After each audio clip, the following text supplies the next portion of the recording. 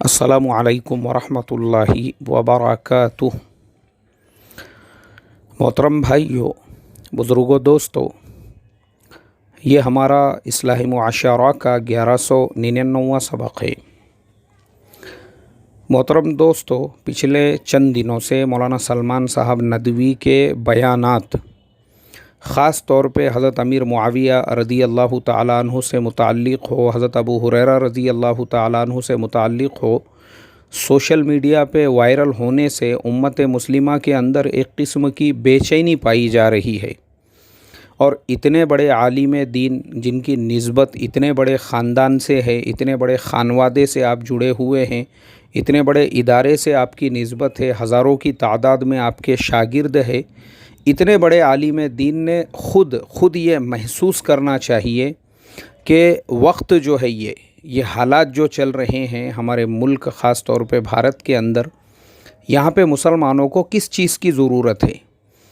अल्लाह ने आपको जिस जगह पे बिठाया है उसका फ़ायदा उठाकर आप कोई ऐसा पॉजिटिव काम करो, उम्मत के अंदर इत्तेहाद का, उम्मत के सारे मसलकों को एक प्लेटफॉर्म पर लाने का, उम्मत को जो है जोड़ने का, उम्मत के अंदर जो है तालीमी बेदारी पैदा करने का। माशाअल्लाह पिछले चंद सालों से हम देख रहे हैं कि हमारे नौजवानों की एक बहुत बड़ी तादाद जो है वो यूपीएससी वग़ैरह के बड़े इम्तिहानात में आला नंबरात से कामयाबी हासिल कर रही है। तो अब जो और नौजवान इन तरह के एजुकेशन में आगे बढ़ना चाहते हैं, आप उनके लिए क्या कर सकते हैं। और मैं समझता हूँ इतने बड़े आलिम दीन एक ऐसी जगह पे बैठे हुए किसी तारुफ़ के मोहताज नहीं है, साथ में इतनी बड़ी बड़ी निस्बतें जुड़ी हुई है, तो बड़े से बड़ा काम इस मुल्क के अंदर कर सकते हैं। लेकिन वो सारे कामों को छोड़कर वो बातें, वो चीज़ें जिनके बारे में हम अगर हमारे असलाफ़ की ज़िंदगियों को उठाकर देखें, अकाबिर को देखें, मुतक़द्दिमीन को भी देखेंगे या हमारे मुतअख़िरीन को भी देखेंगे, तो सबने सुकूत इख्तियार किया। वो किताबी बातें जो सहाबा इकराम की तारीख़ में लिखे हुए हैं उनको किताबों में ही रहने दिया। मैंने तो आज तक मेरी ज़िंदगी में हमारे अपने मुल्क के अंदर भी हमारे जो अकाबिर उलामा है, बड़े उलामा, अल्लाह का बहुत बड़ा करोड़ों दर्जे करम है, मुझे भी हमारे जो असलाफ़ और हमारे जो बड़े अकाबिर उलामा थे बहुत सारों की सोहबत में मुझे भी रहने का मौका मिला, कुछ दिन वक्त गुजारने का मौका मिला, उनकी मजलिसों में बैठने का मौका मिला। क़ारी सिद्दीक़ अहमद साहब बांदवी रहमतुल्लाह अलैह ख़ुद मेरे शेख थे, मेरे पीर थे, उनसे मैं बैअत था। मेरे अपने बचपन और तालिब इल्मी के ज़माने में उनकी सोहबत हमने इख्तियार की। हज़रत मौलाना अंज़र शाह कश्मीरी रहमतुल्लाह अलैह उनकी सोहबत में हम रहे। हज़रत मौलाना सालिम साहब क़ासमी रहमतुल्लाह अलैह, हज़रत क़ारी तय्यब साहब रहमतुल्लाह अलैह के जो वारिस थे, हज़रत मौलाना सालिम साहब रहमतुल्लाह अलैह की सोहबत में वक्त गुजारने का मौका मिला। ऐसे ही हमने हमारे दीगर जो अकाबिर है दावत व तबलीग़ के लाइन से भी अगर देखा जाए, इसी तरीक़े से हमारे मौलाना यूनुस साहब रहमतुल्लाह अलैह के मजालिस के अंदर कसरत से शिरकत का मौका मिला, फ़ेस टू फेस सामने बैठकर जो है बातें सुनने का मौका मिला। हमारे मौलाना यूनुस साहब रहमतुल्लाह अलैह तो इतनी शिद्दत के साथ में, एकदम शिद्दत के साथ में ये बात फरमाया करते थे कि सहाबा इकराम के वो वाक़ियात भी मत बयान करो जो उनके ज़माने जाहिलियत के वाक़ियात जो अक्सर किताबों में हैं।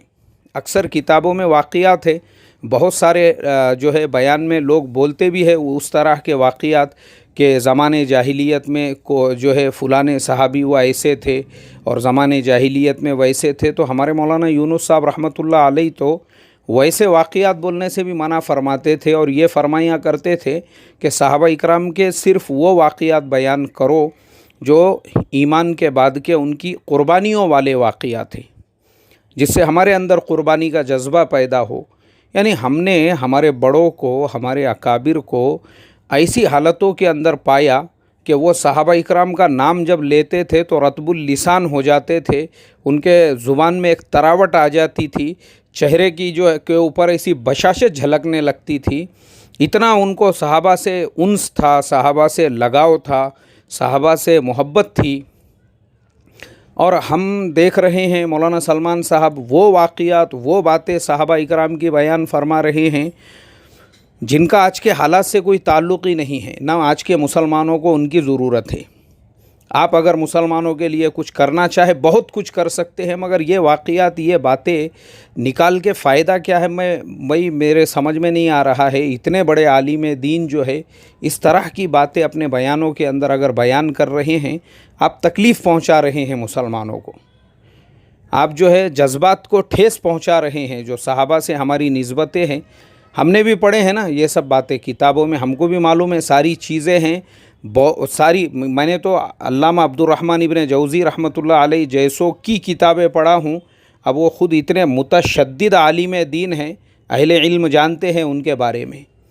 ان کی کتابیں ہیں الموضوعات، ایسی کتاب انہوں نے لکھی ہوئی ہے جس کے اندر وہ ساری موضوعات کو انہوں نے جمع کر دیا ہوا ہے، اور ایسے ایسے الفاظ انہوں نے لکھے ہوئے ہیں، لیکن ہم کبھی وہ باتیں بیان نہیں کرتے۔ ان کی کتاب ہے تلبیس ابلیس، اس کے اندر نام لے کر انہوں نے بہت ساری باتیں بیان کی ہوئی ہے، ہم کبھی وہ باتوں کا تذکرہ نہیں کرتے۔ ان کے علاوہ بھی ایک بہت بڑی تعداد ہے ہمارے یعنی متقدمین علماء کی، جنہوں نے ایسے سخت سخت الفاظ لکھے ہوئے ہیں کتابوں کے اندر، لیکن وہ الفاظ جو ہے کیونکہ ارے بھائی آج اس کی ضرورت نہیں ہے، وہ چیزیں کتابوں میں ہیں، ٹھیک ہے آپ ان کو کتابوں میں رہنے دو۔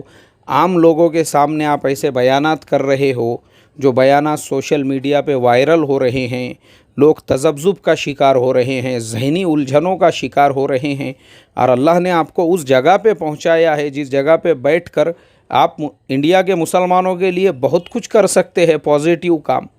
اور اگر آپ کا دل بول ہی رہا ہے کہ میں صحابہ کے واقعات بیان کروں، صحابہ کے ہی بارے میں بتاؤں، تو امت کو حضرت عقبہ ابن نافع کی قربانیاں آپ بتائیے کہ جو مدینہ سے نکلے حضرت عثمان غنی رضی اللہ تعالیٰ عنہ کے زمانے میں، انہوں نے کس طریقے سے پورے افریقہ کو فتح کیا۔ مصر کے بعد یعنی حضرت عمرو ابن عاص رضی اللہ تعالیٰ عنہ کے زمانے میں مصر فتح ہو چکا تھا، اس کے بعد میں آگے کا جو علاقہ ہے یہ سب حضرت عقبہ ابن نافع کے ہاتھوں پہ پورا افریقہ۔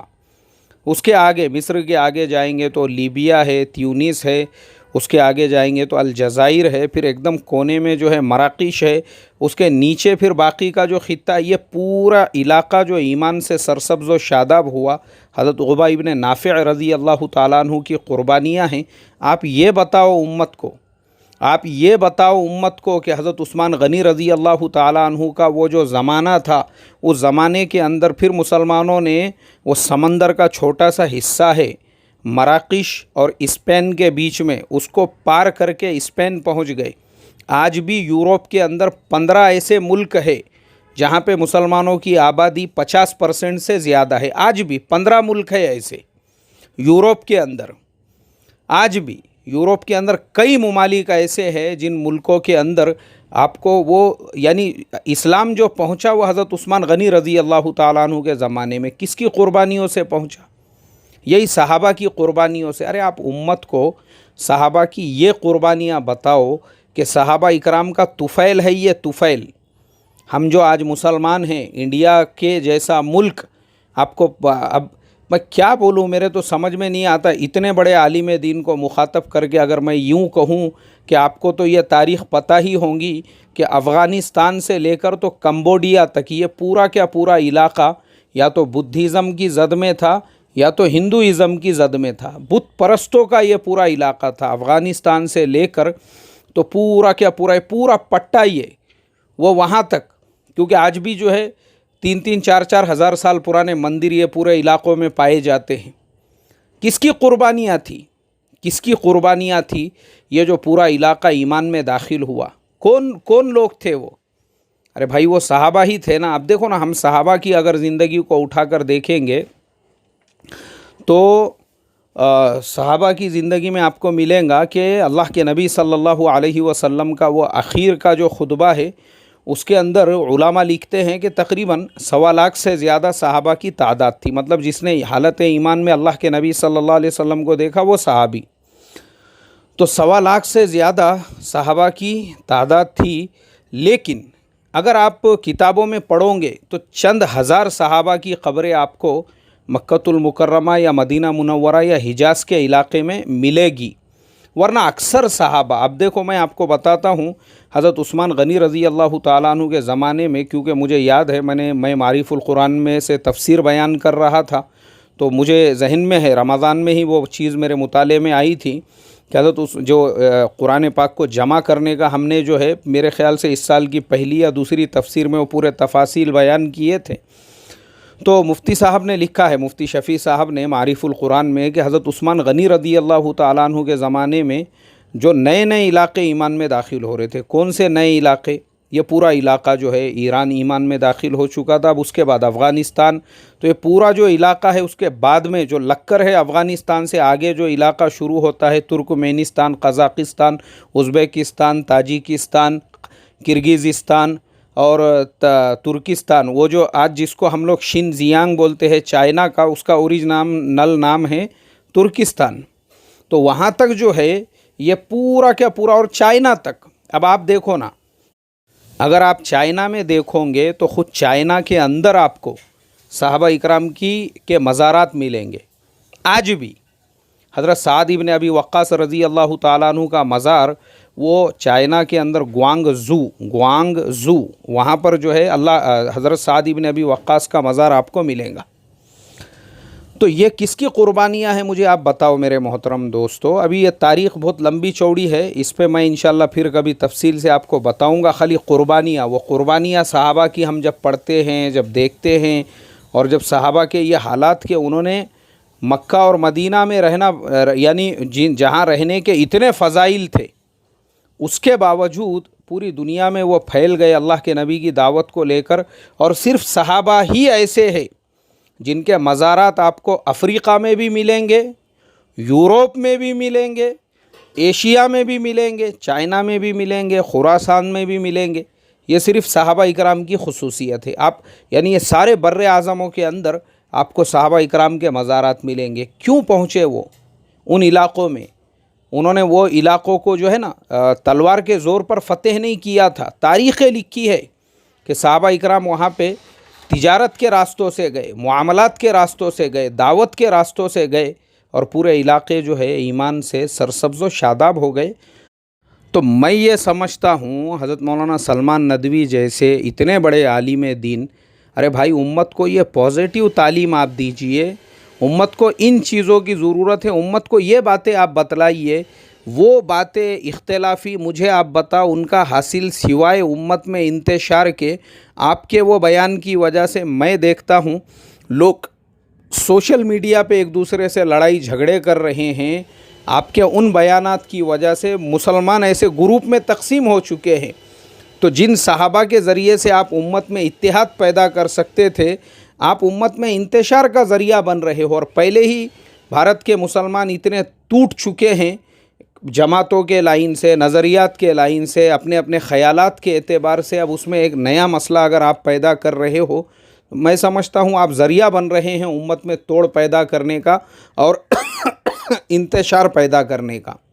آپ کے جیسے اتنے بڑے عالم دین نے تو بلکہ جوڑنے کا کام کرنا چاہیے. اللہ نے آپ کو جس جگہ پہ بٹھایا ہے اس کا فائدہ اٹھا کر. اور میں آخر میں میں آپ کو میرا اپنا ایک واقعہ بتا کر اپنی بات کو ختم کرتا ہوں کہ میرے ایک عرب دوست نے، ڈاکٹر ابراہیم، وہ بہت بڑے جو ہے عراق گورنمنٹ کے انڈر میں، مطلب عراق گورنمنٹ کے انڈر میں وہ کام کرتے ہیں، اور وہاں کی جو ہے ہیلتھ منسٹری کے اندر ان کے مشیر ہے وہ. تو اور بھی بہت سارے لوگ تھے جو ماشاءاللہ بڑے بڑے پڑھے لکھے اہل علم ہیں. اب چونکہ عرب ملکوں کے اندر تو وہاں کا ایک عام پڑھا ہوا انسان بھی اس کو قرآن کی تفسیر اور ماشاءاللہ صحابہ کرام کی زندگیاں، تاریخ اسلام، ان سب باتوں پہ تو ان کی گہری نظر ہوتی ہے. تو ہم لوگ ایسی ڈسکس چل رہا تھا صحابہ اکرام کے حالات زندگی کے اوپر. تو ڈاکٹر ابراہیم صاحب نے کہا، وہ پوری مجلس کے اندر جتنے بھی اہل علم تھے ان کے سامنے، بولے دیکھو ایک چیز میں کہنا چاہوں گا کہ صحابہ اکرام کے جو بھی حالات تھے وہ ان کے اپنے زمانے میں، اور اللہ تعالیٰ اپنے سے اس کے بارے میں سوال نہیں کریں گے. لیکن آج کے جو حالات ہیں، جن حالات کے اندر مسلمان اتنے انتشار کا شکار ہے، اگر ہم آپس میں اتحاد و اتفاق کو چھوڑ کر ان باتوں کو عنوان بنا کر اگر اس زمانے میں لڑیں گے اور آپس میں اختلافات پیدا کر کے ایک دوسرے کی جان کے دشمن بنیں گے تو بولے میں سمجھتا ہوں اس کے بارے میں ضرور اللہ تعالی ہم سے پوچھیں گے. تو بولے اس لیے صحابہ اکرام کے بارے میں جب بھی کوئی بات کرے وہ صرف پازیٹیو بات کرے. بہرحال ڈاکٹر ابراہیم صاحب نے بڑی علمی باتیں وہاں پہ بیان کی دلائل کے ساتھ. تو پورا مجمع اور جتنے بھی لوگ تھے ماشاءاللہ سب کے دلوں پہ گہرا اثر ہوا ان کی بات کا. تو میں یہی کہنا چاہوں گا کہ آج کے حالات کے اعتبار سے صرف انڈیا ہی نہیں بلکہ پوری دنیا کے مسلمانوں کو متحد ہونے کی ضرورت ہے. آج اتحاد سب سے بڑی چیز ہے اور امت کو صحابہ کے ہم نے وہ واقعات وہ باتیں بتانا چاہیے جو ان کی قربانیاں سن کر ہمارے اندر قربانیوں کا جذبہ پیدا ہو، نہ کہ ہمارے جذبات کو توڑنے والی اور ہم کو ان سے بدگمان کرنے والی باتیں ہیں. اللہ ہم تمام کے دلوں میں صحابہ اکرام کی عظمت کوٹ کوٹ کر بھرے، وہ بھی آخری سانس تک. السلام علیکم ورحمۃ اللہ وبرکاتہ.